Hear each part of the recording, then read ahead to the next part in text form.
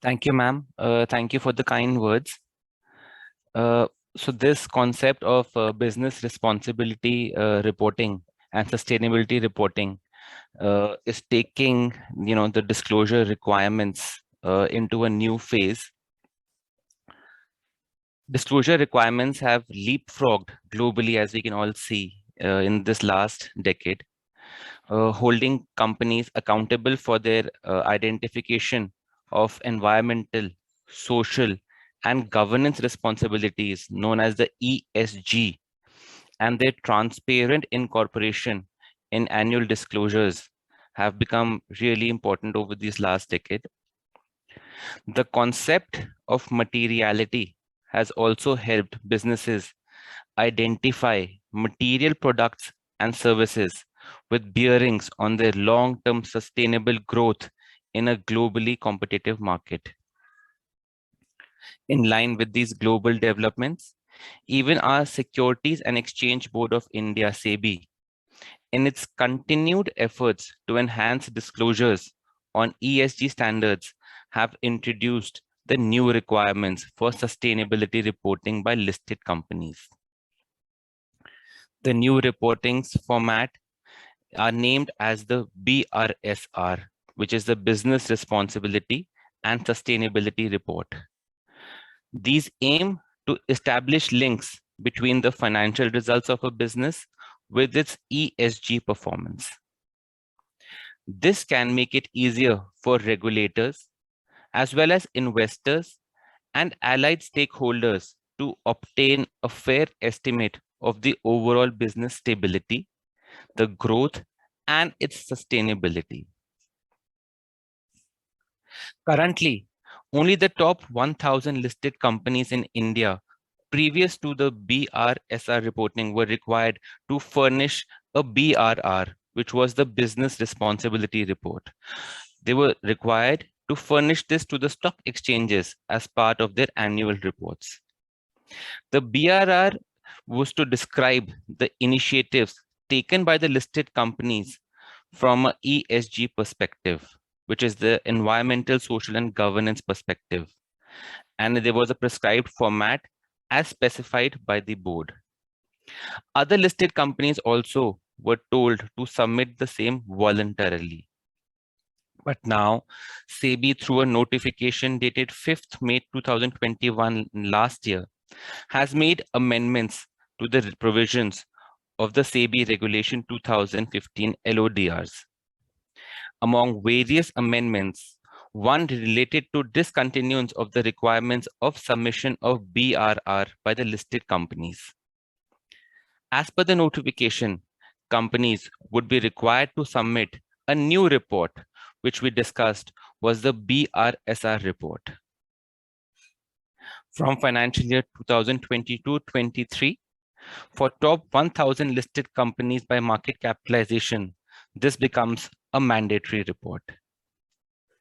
And for financial year 21-22, this becomes a voluntary report for the 1,000 listed companies by market capitalization. For all other companies, listed companies, and companies which have listed their specified securities on the small and medium enterprises exchange may voluntarily submit this report in place of BRR. Additionally, SEBI has also prescribed the format of the new report. Brsb, along with the guidance note, has enabled companies to interpret the scope of the disclosures required to be made in the report. The issue is aimed to summarize the key features and highlight what is required in this report pertaining to the ESG and other parameters. The Brsb requirements are based on the National Guidelines for Responsible Business Conduct, which mandate that businesses be conducted and govern themselves with ethics, transparency, and accountability. They also promote the well-being of all the employees. These guidelines ensure that respect is promoted and respect is promoted for human rights as well. They also mandate that businesses, when engaged in influencing public and regulatory policy, do so in a very responsible manner. They mandate that engage with provide and value to their customers in a responsible manner. Other things which they mandate are that to provide goods and services that are safe and contribute to sustainability throughout their life cycle. Respect the interests of and be responsive towards all stakeholders, especially the disadvantaged, vulnerable, and marginalized stakeholders. They further mandate respect and protect and make efforts to restore the environment and support inclusive growth and equitable development.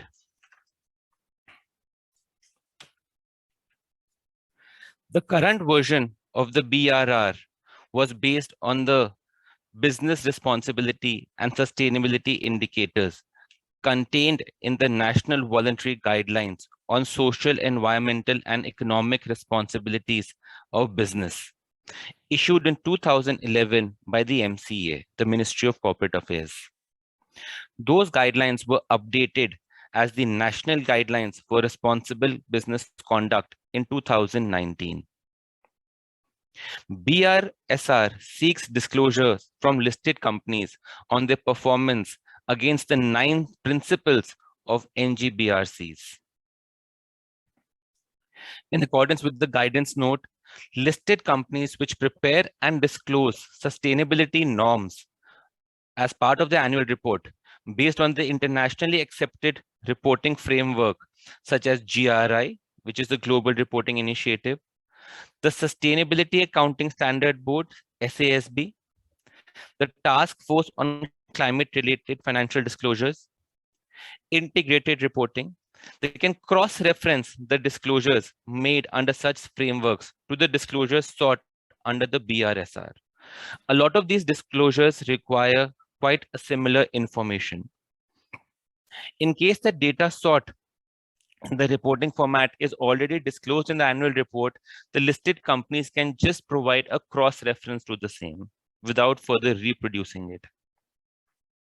Further, in addition to the disclosures sought under the BRSR format, an entity may disclose any other relevant sustainability-related information at appropriate places in the BRSR report. Currently, the BRR report, had disclosures under 5 sections. Section A, which was the general information. Section B contained the financial details of the company. Section C were the other details. Section D were the business responsible information. And Section E was the principal-wise performance. Now, under the new report, under the new BRSR report, the number of reporting sections have been reduced from 5 to 3. The first section, which is Section A, are the general disclosures. This section contains the basic information about the entity, such as size, location, products, number of employees, and the CSR activities. Coming to CSR activities, having a lot of practical experience with these big companies, I feel there is a need to govern these activities or provide an additional framework for these activities. As of now, in my practical experience, I have seen companies using this fund more on promoting their activities or promoting their business or building a brand rather than contributing it for a social cause. Even Excuse though, me, sir. yeah, Excuse me, sir. yeah, Sir, are you using PPTs? yes, PowerPoint presentation? Are you using? But the slides are not changing. yeah. Just the introduction. Then we'll Okay, go on with okay, the okay, slides. sir. Yeah. I thought some information. Yeah. Continue, sir. Thank you.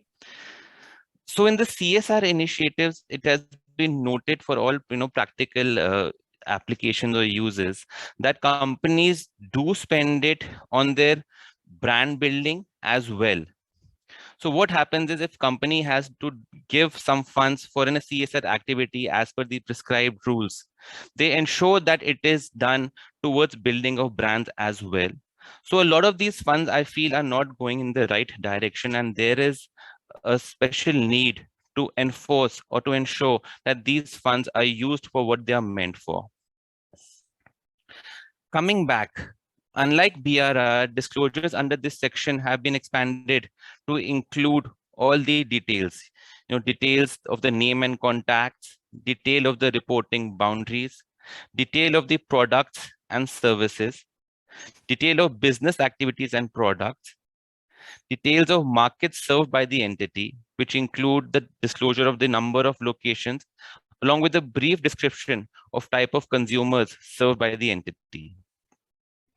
The general disclosure also entails disclosure for the employees, leading to the total number of employees and workers at the end of the reporting period.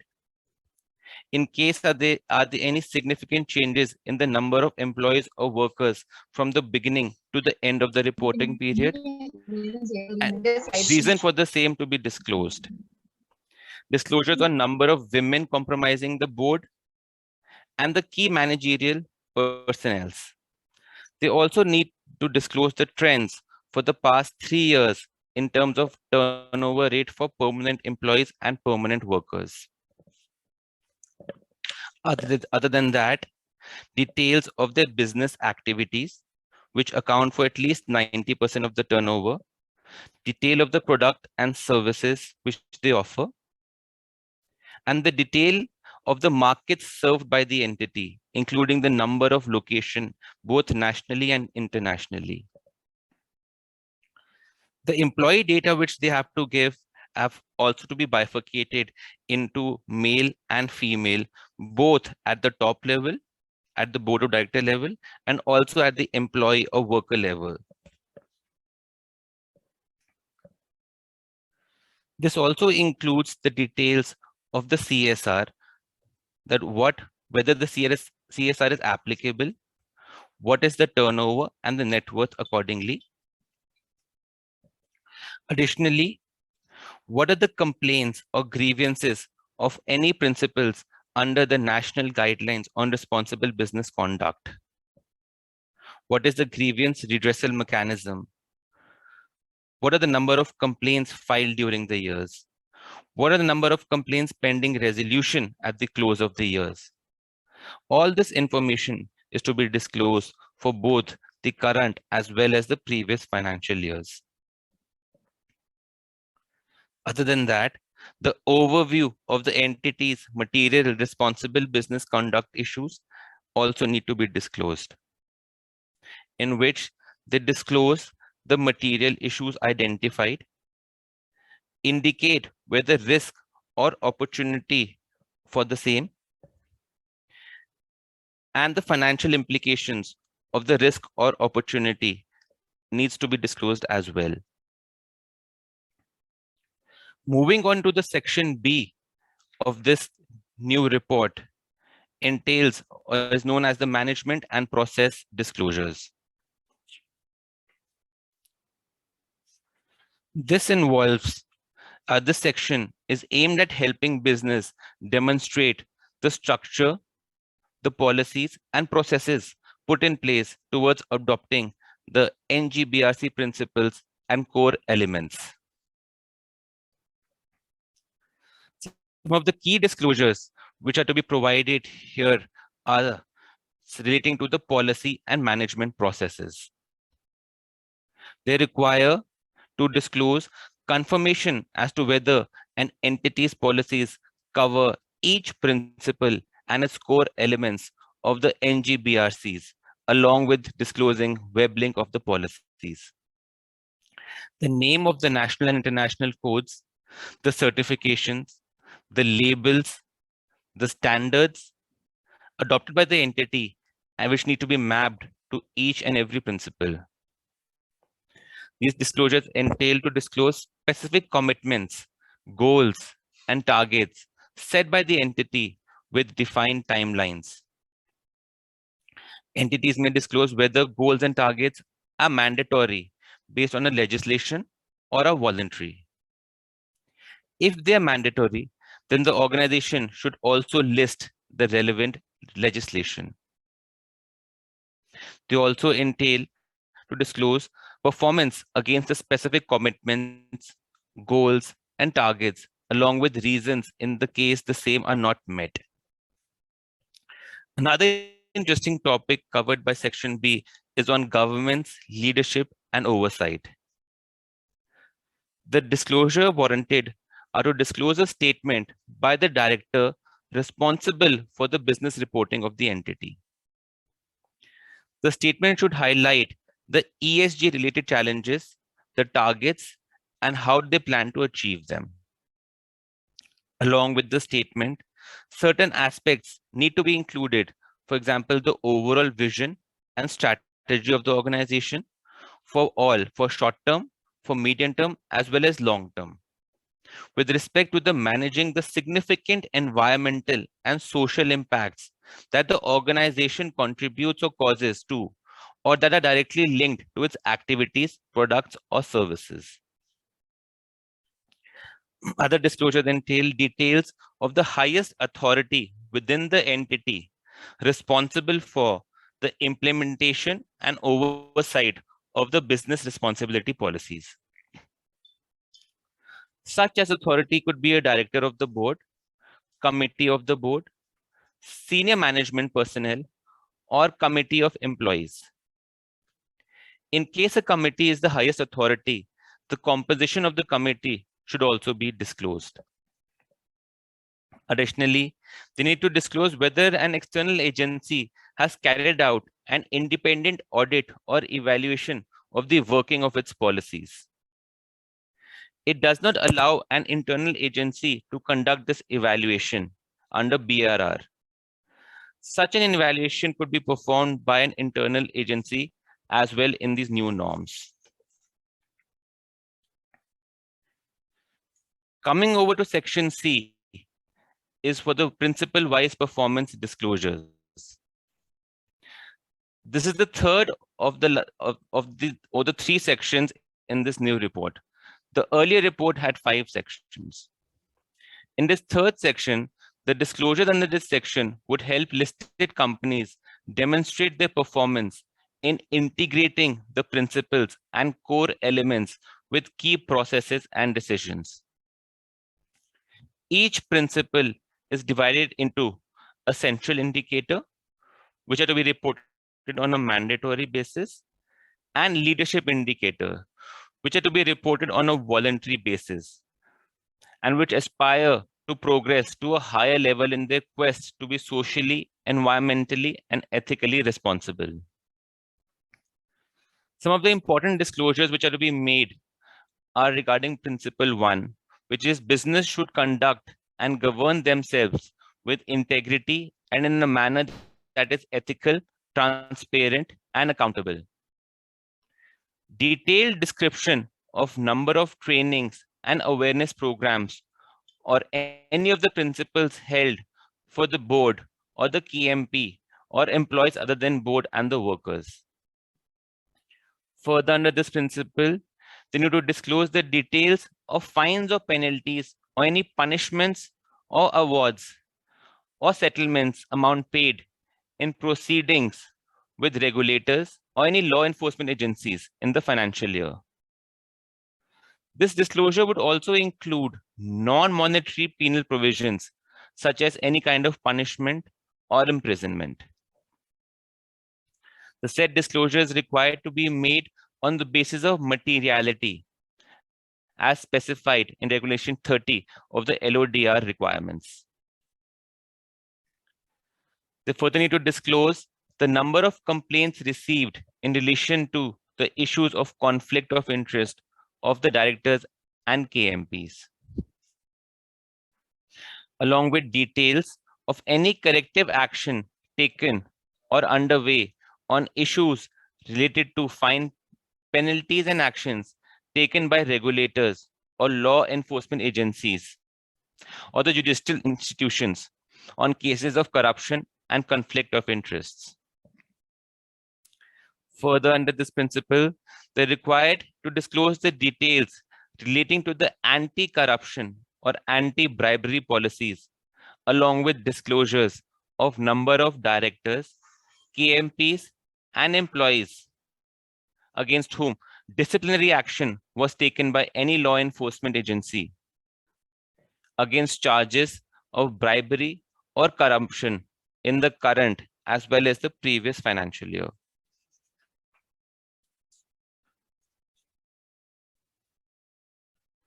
Coming on to the second principle, which is that businesses should provide goods and services in a manner that is sustainable and safe.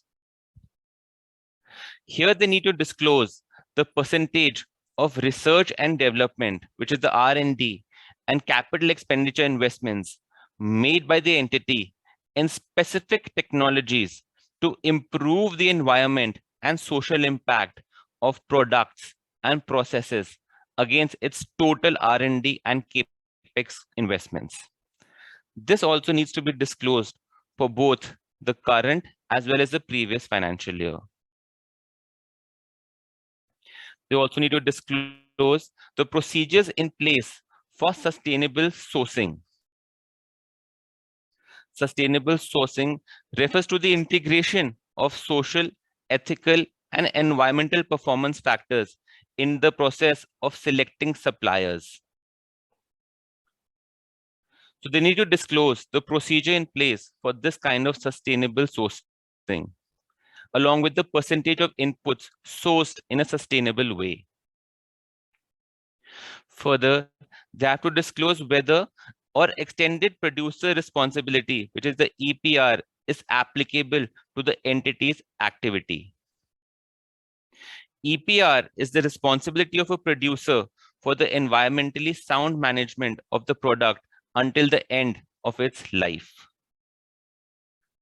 If the answer to this is yes, further they need to disclose whether the waste collection plan is in line with the EPR plan submitted to the pollution control boards. They also need to disclose the details of life cycle assessments of any of the entity's products or services, along with disclosures of significant social or environmental concerns or risks arising from production or disposal of the product services. They also need to disclose any action taken to mitigate the same.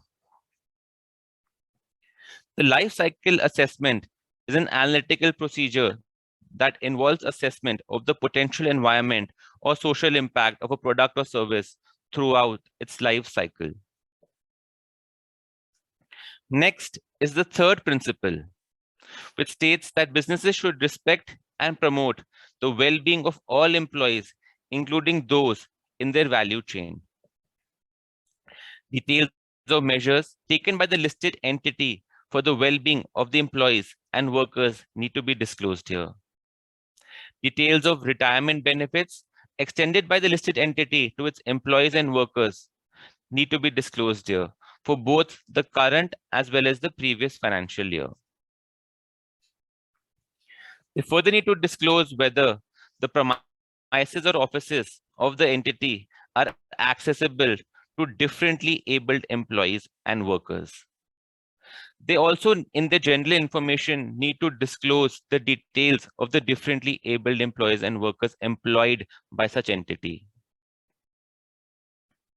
They have to disclose whether the entity has an equal opportunity policy as per the rights of the persons with disability as per the Disability Act 2016.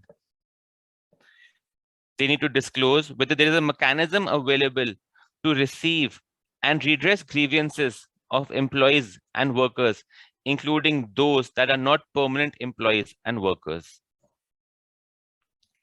Details of performance and career development reviews of employees and workers also need to be disclosed, whether such reviews is undertaken with the knowledge of employees or not.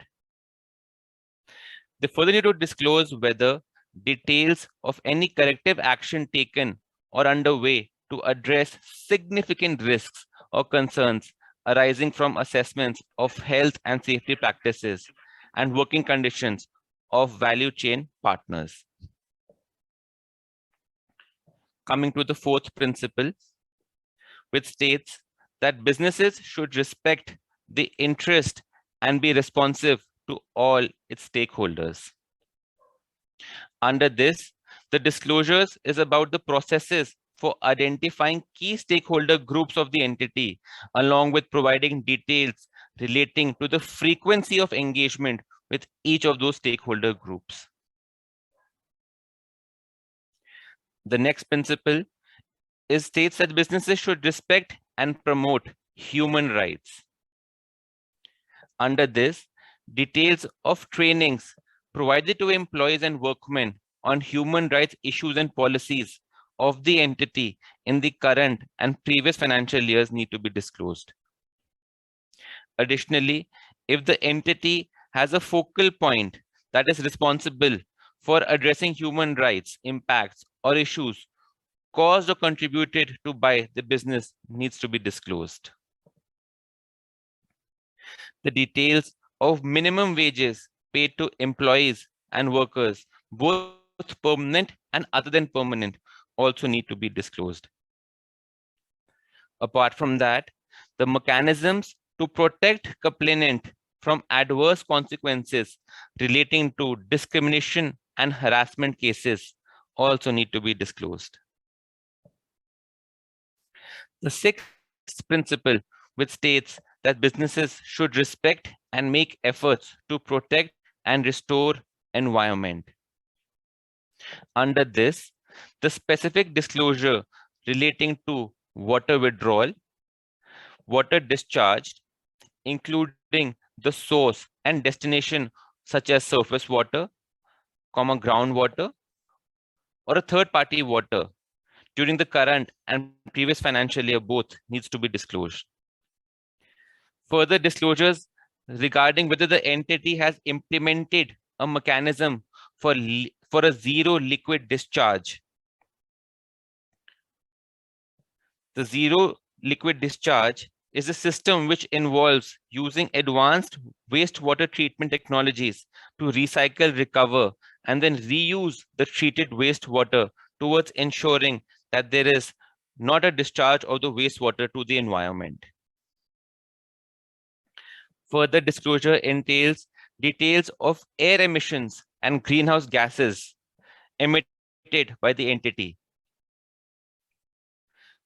Further, description of the waste management practices adopted in the establishment, along with the strategy adopted by the entity to reduce usage of hazardous and toxic chemicals in its products and processes need to be disclosed. Further, in case the waste generated by the organization due to its own activities is managed by a third party, then the entity may consider providing a description of the processes used to determine whether the third party manages the waste in line with the contractual or legislative obligations.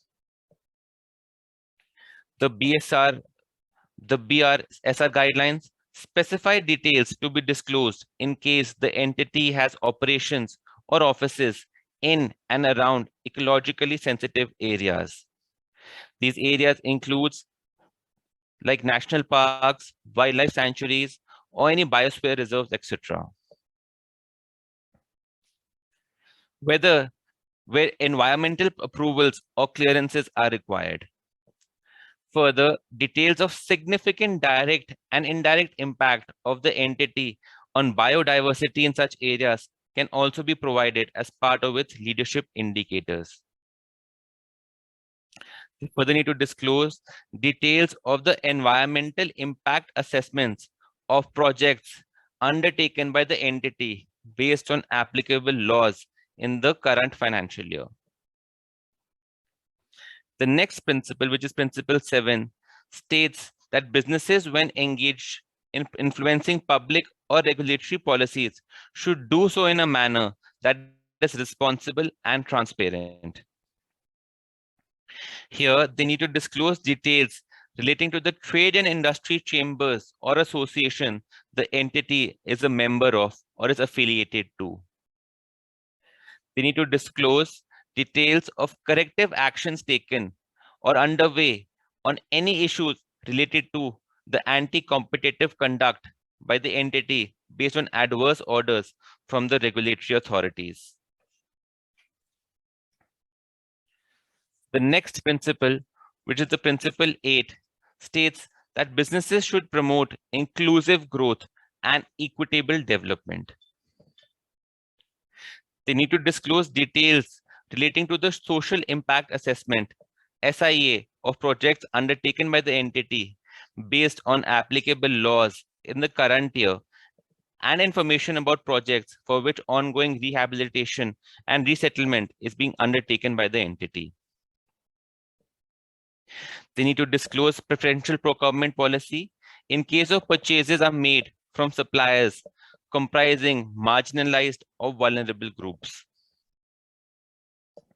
The last principle which they want us to disclose is regarding businesses which engage with and provide value to the customers in a responsible manner. Under this, the number of consumer complaints received during the current as well as the previous financial year vis-a-vis the data privacy of advertising, cybersecurity, and unfair trade practices, along with details regarding mechanism in place to receive and respond to such complaints and feedbacks. They need to disclose regarding framework and policies on cybersecurity and risks related to data privacy, along with providing web link for these policies. The business responsibility and sustainability reporting is actually the need of the hour, as companies are no longer being judged only on the basis of financial metrics, but also on how they are creating an impact across the society, in particular how they perform on the ESG matrix. The business information reporting and disclosures measures speaks about accountability, responsibility, and reliability of the businesses. It is important to disclose not only the financial information, but also the non-financial information as well. The investors can evaluate the economic, environmental, social, and ethical risks which affect the profitability of the companies. The notification of the format of Brsr by SEBI is quite timely. It demonstrates that such reporting is also at the forefront of the regulator's agenda. Further, the COVID-19 pandemic is also acting as a catalyst for the ESG investing in India.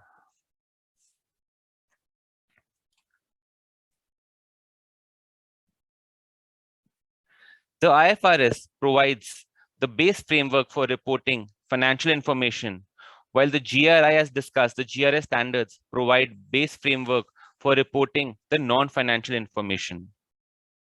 The standards at the global level which encompasses these aspects are IFRS for the financial aspects and GRI standards for the non-financial aspects. And at the Indian context, they are known as the Ind AS or BRR or the Brsr. It is necessary to develop and implement both integrated reporting system, both at the national and at the international level. Coming to the evolution of ESG reporting in India, we started in India in 2009 with the MCA issuing the voluntary guidelines on corporate CSR as the first step towards mainstreaming the concept of business responsibility. Since then, the reporting landscape has become a long way with the introduction of BRR, CSR, IR, National Guideline on Responsible Business Conduct, and now BRSR, Business Responsibility and Sustainability Report.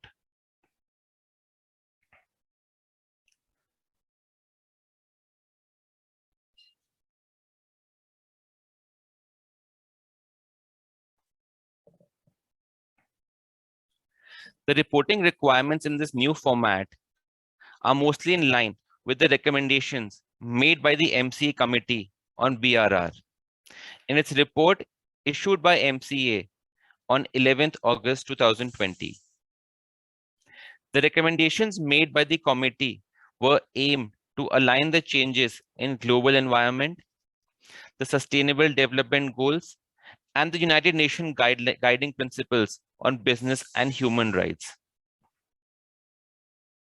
into the current reporting requirements as prescribed under the LODRs. While finalizing the content of the report, a benchmarking exercise with internationally accepted disclosure framework was also undertaken by the SEBI. As for the sustainability reporting scenario in India, in 2011, 43 companies reported non-financial information as per the GRI framework. Tata automotive industry was the first industry to disclose sustainability reports in India. In the year 2014, the Ministry of Corporate Affairs mandated CSR spending as well. Along with this, SEBI and GRI entered into a MOU. In 2018 November, the MCA constituted a committee on business responsibility reporting to finalize business responsibility reporting formats for listed as well as the unlisted companies based on the framework for the NGRBC. The committee recommended that BRR be rechristened to BRSR, where disclosures are based on ESG parameters, compelling organizations to holistically engage with stakeholders and go beyond regulatory compliances in terms of business measures and their reporting.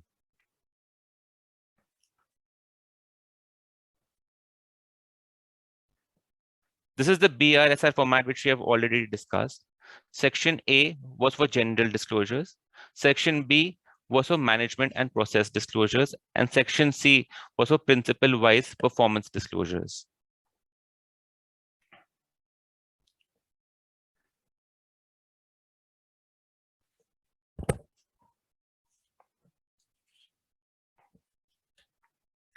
If we need to discuss some of the key areas to consider the key changes made to the new BRSR report vis-a-vis the current BRR reports are relating to the material responsible business conduct and sustainability issues.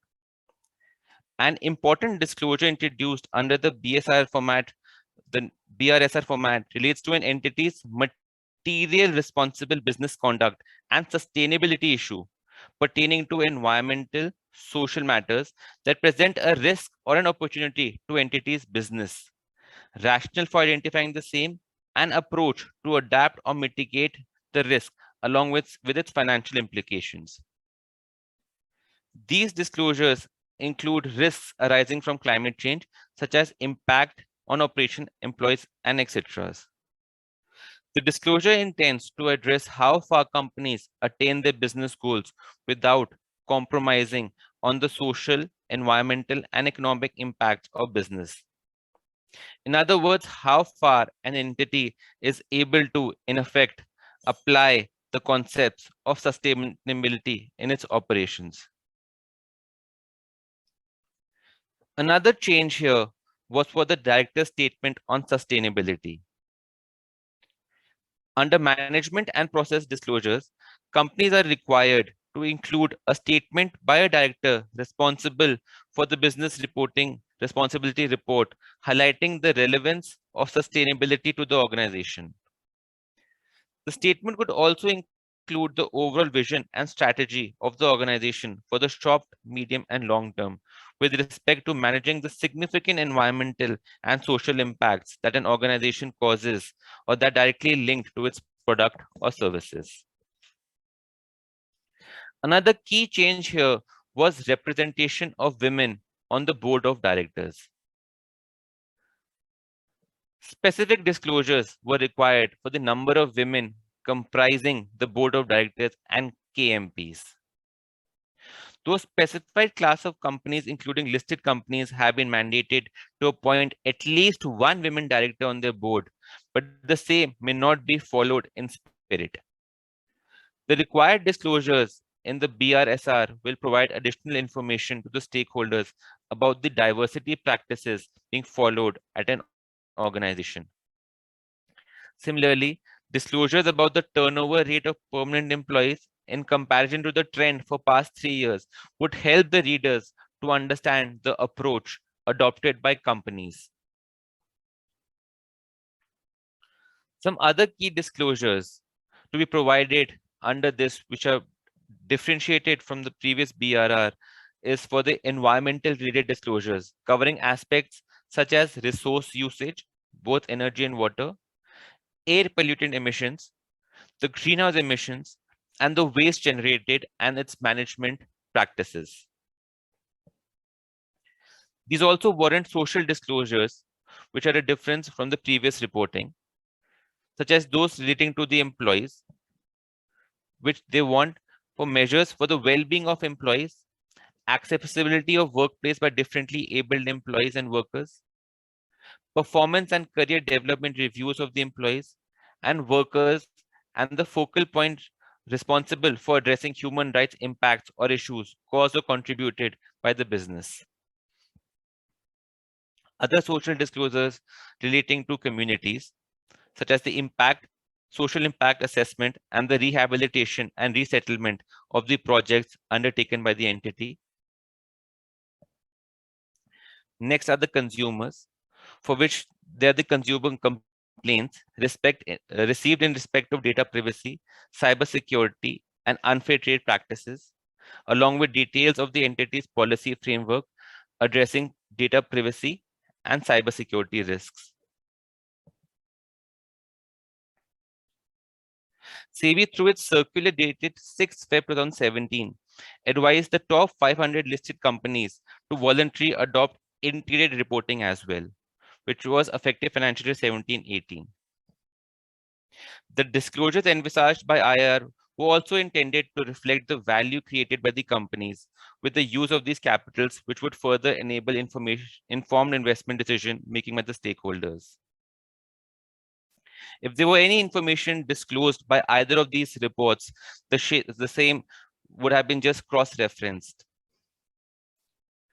To enable ease of reporting, SEBI had permitted companies which were already preparing and disclosing sustainability reports based on international accepted reporting frameworks to cross-reference the disclosures made under such frameworks.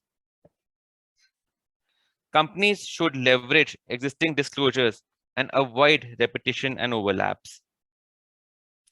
Mandatory reporting under BRSR should not restrict companies from making extensive disclosures in their annual reports, voluntarily through indicated reporting or other sustainability reports.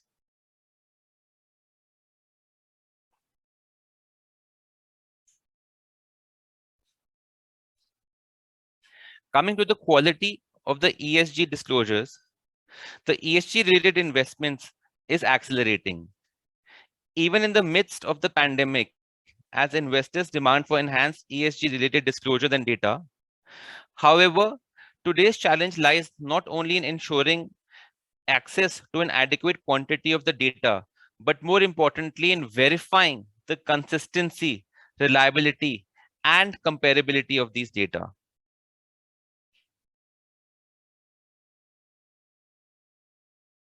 In the wake of various frameworks available, companies tend to apply framework which they consider apt, and hence there is lack of comparable ESG information in the capital market. This in turn reduces the usefulness of information to investors for making capital allocation or capital allocating decisions. Therefore, there's an urgent need to improve the comparability in ESG reporting, which can be achieved through a consistent global framework. The recent developments internationally demonstrate that the efforts being made to address these concerns. For instance, the trustees of the IFRS Foundation have proposed to form a new international sustainability standard board under the foundation's governance structure with an object to develop globally accepted IFRS sustainability standards. These standards would provide a global sustainability reporting baseline that would allow for greater comparability and consistency of application of the standards, while also providing flexibility for coordination on additional jurisdiction and multi stakeholder reporting requirements. The new board would build on the well-established work of the Financial Stability Board's task force on climate-related financial disclosures, as well as work by the Alliance of Leading Standard Setters in Sustainability and Integrated Reporting, focused on enterprise value creation, such as International Integrated Reporting Council, Sustainability Accounting Standard Board, Climate Disclosure Standard Board, and the World Economic Forum. The board will also coordinate with the international organizations of Securities Commission to drive internationally consistency of sustainability-related disclosures. On the other hand, the World Economic Forum has also released a set of universal ESG metrics and disclosures that companies can report on. These metrics and disclosures are aligned with the UN SDGs on the principles of governance, planet, people, and prosperity. The information sought in the proposed version of BRSR format was quite prescriptive in nature, and responses could vary from company to company. In consideration of the expected challenges companies might face in terms of the responding to certain parameters, the notified format provides much needed clarity on various aspects. For instance, for products and services, companies are required to provide detail of business activities and products and services, which account for 90% of the entity's turnover. Earlier, the proposal was regarding the top 3 products and services. Similarly, for locations, instead of top 3 markets by contribution to turnover, companies are now required to simply disclose the number of locations, both nationally as well as internationally, it served during the given financial year. Coming to employees, details relating to employees to be provided on the basis of permanent and other permanent employees with appropriate guidance on inclusion in employees under each of these heads. The proposed format required further disclosure in terms of skilled, semi-skilled, highly skilled, under both permanent and other than permanent employees. Similarly, for the simplified CSR disclosures, it has enhanced disclosures relating to CSR, which were proposed by the committee in its report. Those includes net profits of entity for last 3 years, manner of CSR spent during the financial year, and details of implementation agency. However, the notified format has simplified the disclosures to be made in respect of CSR and limits it to disclose the net worth and the turnover. Similarly, on the business conduct, disclosures of high priority responsible business conduct have been replaced with entities' material responsible business conduct.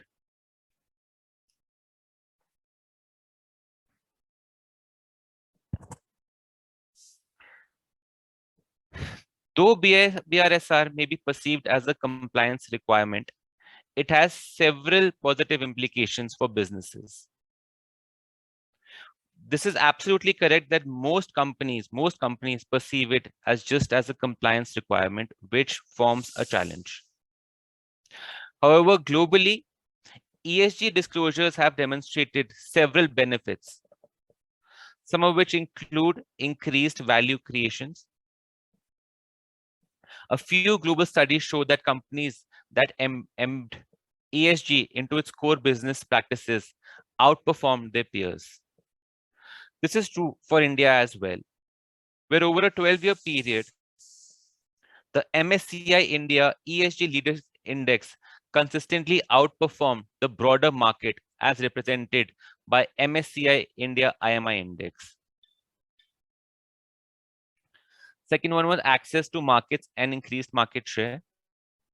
A number of companies have begun to recognize that investing in social and environmental issues will not only improve their own business continuity, but will also place them in a stronger position with the customers and business partners and enable them to acquire new customers as well. Next was the reduced financial risk.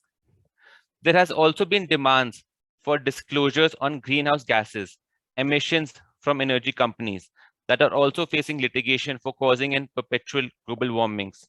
Hedge funds have been holding directors accountable for pollution disclosures.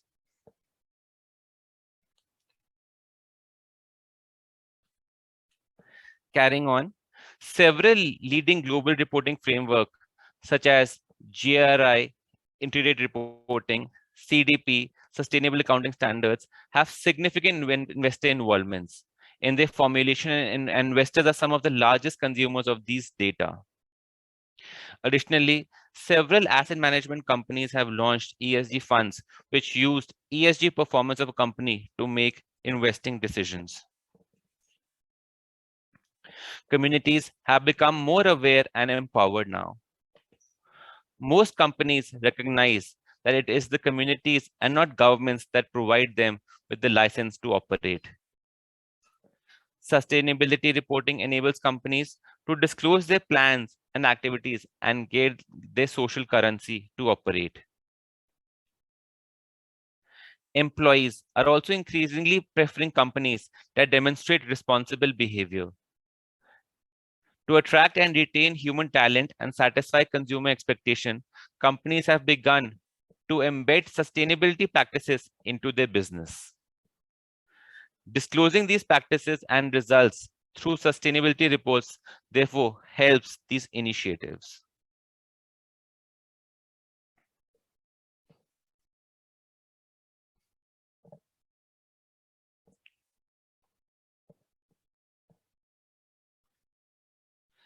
These are some of the steps of mastering the BRSR.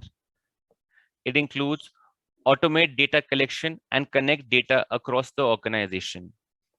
This is actually quite a challenge to prepare this kind of reporting which are being faced by the entities. Everybody, or a lot of these entities see that it requires a considerable cost, input cost, to prepare such kind of reporting. These are the following are the steps of mastering the BRSR reporting. First is automate the data collection and connect data across the organization. This will support data entry through alerts and plausible checks, automate data consolidation through automation, and automatically find and fill gaps in the data. Next is access the intelligence centers to manage data and communicate results to the stakeholders. This will help reduce costs for audits by having all the data and supporting documentation in one place. It will help report efficiently to all relevant standards and ratings. It will help publish information and automatically send reports to key stakeholder groups or embedded in external websites. Third is understand the gap between targets and actual performance and identify options to improve performance. This includes use industry-leading data mining and forecasting technology, use technology and dice information in ad hoc analysis, and access database with relevant and up-to-date emission factors. Lastly, it's build and implement a plan and manage execution against expected outcomes. This includes administrate the entire application in-house, such as by adding and modifying sites, dashboard, reports, and KPIs. Set targets for all organizational level based on scenario analysis, and take action through the use of marginal cost abatement curves. These are some of the barriers to the BRSR reporting. First is the unclear or rapidly evolving reporting standards and frameworks. Over the last few years, a lot of changes have been done to this kind of reporting. So this is a rapidly evolving reporting standards, and there is a need to have consistent data on such kind of reports to have a more comparable information for the industry.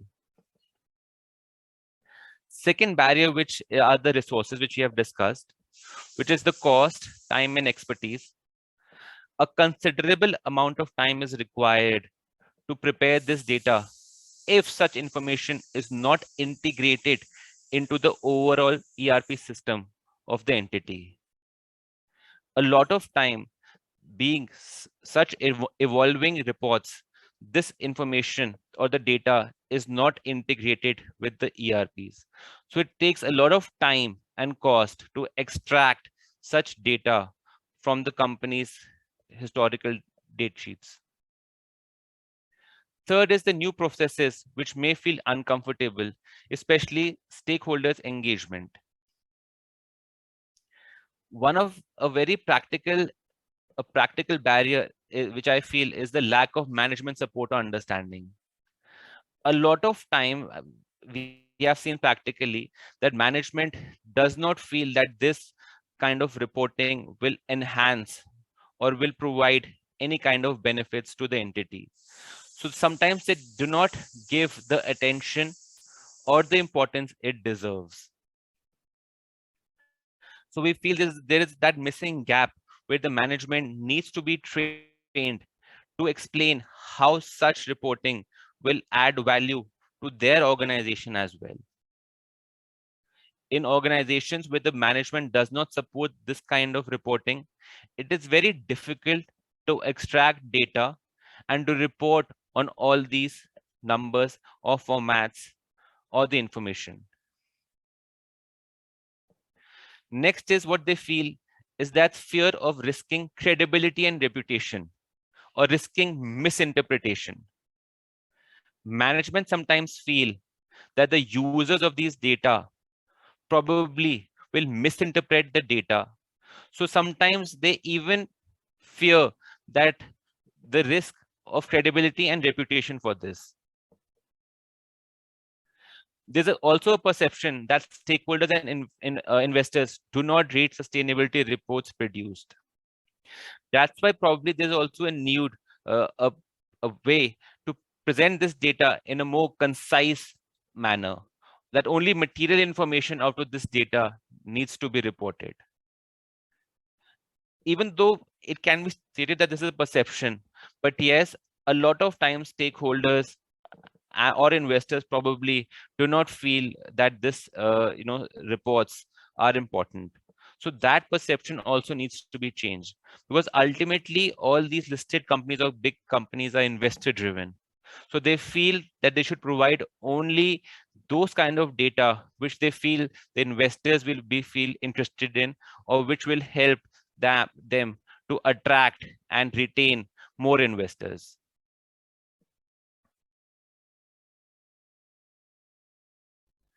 These are the literature review and findings, which I'm sure every one of you might feel comfortable in exploring. I'll also try there and share this PPT.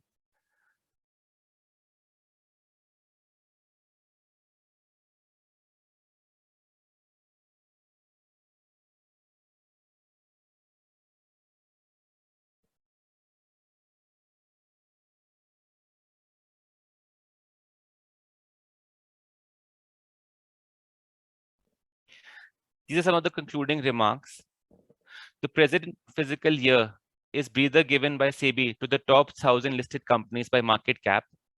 Companies can continue with the existing BRR to meet compliance requirements or adopt the new BRSR a year ahead of its mandatory deployment. It will also be beneficial to include a careful review of the BRSR essential requirements for a well-planned and uneventful transition. There are